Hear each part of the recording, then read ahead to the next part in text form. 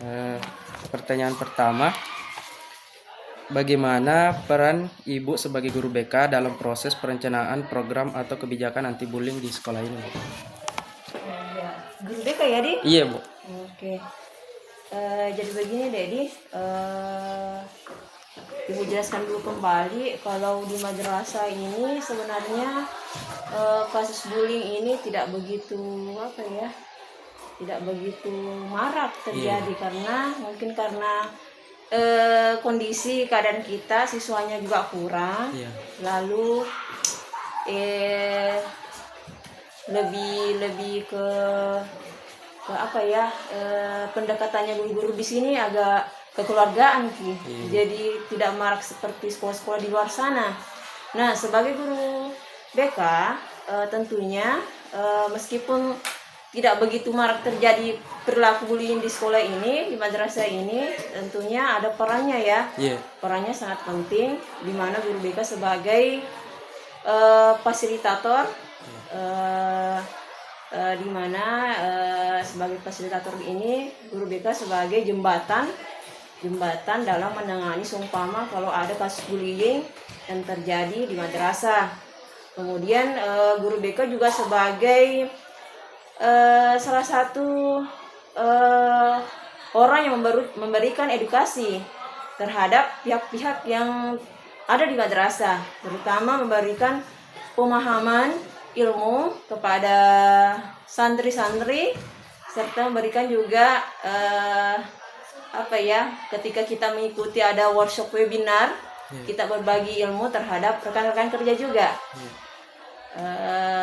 Kemudian peran lainnya mungkin dalam membuat tata tertib, ikut terlibat dengan wakamat kesiswaan seperti itu. Terus selanjutnya, Bu, menurut Ibu sejauh mana program anti bullying yang direncana telah sesuai dengan kebutuhan siswa? Apanya? Bu, sejauh mana programnya, Bu? Oh, programnya. Iya, sejauh mana? Sejauh mana programnya ya? Untuk programnya, alhamdulillah terkait dengan bullying ini programnya semacam memberikan kita mengundang dari pihak luar. Jadi kalau anak-anak yang baru masuk di sekolah ada istilah namanya matsama, masa ta'aruf siswa madrasah. Nah, di dalam kegiatan matsama ini kita mengundang dari pihak luar, seumpama orang yang benar-benar paham tentang kasus-kasus bullying, orang yang ahli di bidangnya. Contohnya kita mengundang salah satu anggota dari pihak Komnas. Jadi dia membawakan materi khusus untuk bullying ini. Ya, jadi kita mengantisipasi agar tidak terjadi kasus itu. Jadi kita memberikan pemahaman. Ya, seperti itu. Terus pertanyaan selanjutnya, bagaimana cara Ibu mengidentifikasi adanya perilaku bullying di kalangan siswa, baik yang terlihat secara langsung maupun yang tidak langsung? Oh iya, kalau cara mengidentifikasi masalah bullying di madrasah kami itu, kalau dari kesehariannya biasanya. Jadi pelaku ataupun korban yang ada di bullying ini, kasus bullying ini, biasanya ada perubahan sikap. Ya, entah si korban ini sering menyendiri, atau pelaku bullying ini agak egois di dalam kelasnya. Jadi kita bisa mengidentifikasi dari kesehariannya dalam proses pembelajaran, bisa juga di luar dari lingkungan madrasah. Kita mencari informasi terhadap teman-temannya, bagaimana sikapnya teman tak. Jadi tetap dipantau. Ya, seperti itu. Seumpama kalau dalam pembelajaran kita lihat sikapnya anak-anak seperti apa, karena kadang juga ada anak-anak yang kayak memang tidak secara fisik sih, tapi kadang ada keluar kata-kata yang biasanya yang bikin ini siswa yang lain merasa terpojokkan, hanya sebatas itu. Terus selanjutnya, Bu, apa saja bentuk bully yang paling sering terjadi di sekolah ini? Oh ya, seperti tadi awalnya Ibu jelaskan, tidak terlalu bagaimana ya. Iya. Pas bullying di sekolah kami, Anunya, alhamdulillah. Bu, contohnya, Bu. Contohnya, iya contohnya itu ada apa bullying secara verbal, kemudian bullying secara non verbal. Bisa juga bullying melalui siber. Oh, iya. Kalau secara verbal itu seperti ejekan, Iya. hinaan, memberikan pelabelan terhadap temannya, bilang ih lah bolo, ih lah panci. Nah, itu termasuk kasus bullying ya. Iya, Bu. Kadang anak-anak merasa enggak ji Bu, bercanda jika, tapi itu termasuk, nah enggak boleh. Iya. Nah, kalau non verbalnya biasanya itu meskipun enggak secara langsung main fisik, tapi bisa kayak mengucilkan temannya, pergi di kantin tidak ajak temannya. Ini merupakan salah satu juga kasus bullying. Kalau bullying secara siber itu seumpama dia menyebarkan, apalagi sekarang kan era-era teknologi, media sosial begitu pesat, ya kadang dia share temannya menyebarkan gosip-gosip atau fitnah-fitnah terhadap media sosial anak-anak, seperti itu.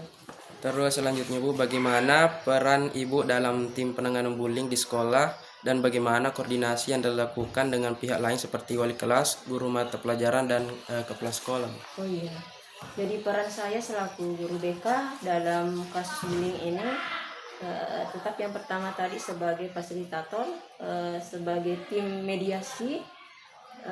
Seumpama kalau ada yang terjadi seperti hal demikian, ketika saya tidak berada di tempat, guru mata pelajaran yang ada, saya sudah menyampaikan bahwa sekecil apapun itu silakan tindaki dulu. Setelah itu guru mapel ini hanya memberikan saksi laporan kan kepada guru BK. Kalau memang butuh ditindaklanjuti, kami tindaklanjuti, kami melakukan pemanggilan, kemudian kalau bisa biasanya saya panggil wali kelasnya juga. Nah, kalau seumpama agak-agak lagi, bisa kita tanyakan ke kepala madrasah, kemudian kita lakukan rapat biasanya. Iya, seperti itu deh. Oke, pertanyaan selanjutnya terkait dengan pertanyaan tadi Bu, apakah pembagian tugas tersebut sudah berjalan dengan baik dan bagaimana cara memastikan setiap pihak menjalankan tugasnya secara optimal? Oh iya, alhamdulillah di sini di madrasah kami masing-masing sudah mengetahui batas tanggung jawab kami ketika terjadi hal demikian. Ya seperti itu tadi jalurnya. Kalau seumpama guru mapel yang dapat, dia hanya sekedar melaporkan ke guru BK atau wali kelas, sudah berjalan dengan baik deh, sesuai dengan tupoksinya masing-masing. Oh, iya. Pertanyaan selanjutnya, bagaimana bentuk sosialisasi yang dilakukan oleh Ibu kepada siswa terkait bullying, Bu? Oh iya, bentuk sosialisasi itu apakah ada tersendiri dari Ibu? Kalau Ibu sendiri, selain dari guru BK ya, saya juga guru mapel. Jadi biasanya itu di dalam kelas saya kaitkan dengan pembelajaran saya. Ya, kemudian ada khusus memang guru BK itu membuat program untuk bimbingan memang. Jadi sebelum terjadi ini kita bimbing dulu anak-anak. Kita melakukan bimbingan, kemudian memberikan itu share-share ilmu tentang bullying ini. Kemudian ada juga kita pasang pamflet, poster-poster di pojok-pojok kelas, bahkan di kelas posternya anti bullying, stop untuk bullying. Jadi bukan hanya rokok ya, stop bullying. Iya, seperti itu. Terus pertanyaan selanjutnya, bagaimana proses pendampingan yang Ibu lakukan terhadap siswa yang menjadi korban bullying, Bu? Oh, proses pendampingannya yang menjadi korban ya? Hanya korban? Pelaku enggak? Korban dulu, oh iya.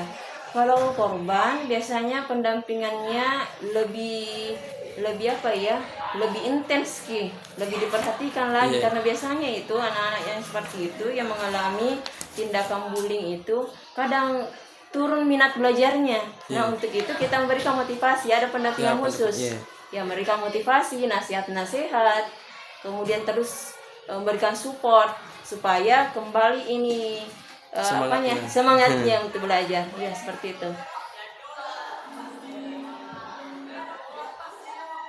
Terus Bu, pertanyaan selanjutnya, bagaimana Ibu melakukan pemantauan terhadap perkembangan kasus bullying yang telah ditangani? Apakah terdapat pencatatan kasus dalam proses tersebut? Oh, untuk pemantauannya tetap ibu kolaborasi dengan guru mapel yang lainnya, wali kelasnya. Kemudian di dalam BK itu tetap ada buku catatan kriminal. Jadi tetap dipantau setiap hari. Oh, iya. Ada Ji itu Bu anunya, datanya Bu, Ada bisa nanti difoto itu. data-data kasusnya. Iya, Oh iya, bisa Ji. ada Ji. Iya. Oh, iya. Biasanya kalau kelas 11 biasa seumpama oh melakukan kesalahan, Iya. pelanggaran, tapi ini pelanggaran deh. Kalau Iya. untuk bullying sendiri belum. Oh, enggak terlalu Iya, anu dia. Oh, iya. karena di sini bullyingnya hanya sekedar apa ya, Ya, semacam ejekan Ji. Iya. Iya.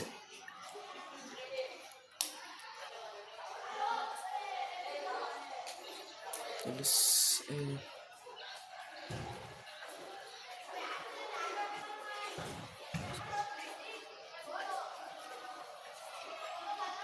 Terus Bu, pertanyaan selanjutnya, apa saja bentuk perbaikan atau pengembangan layanan BK yang dilakukan berdasarkan hasil evaluasi?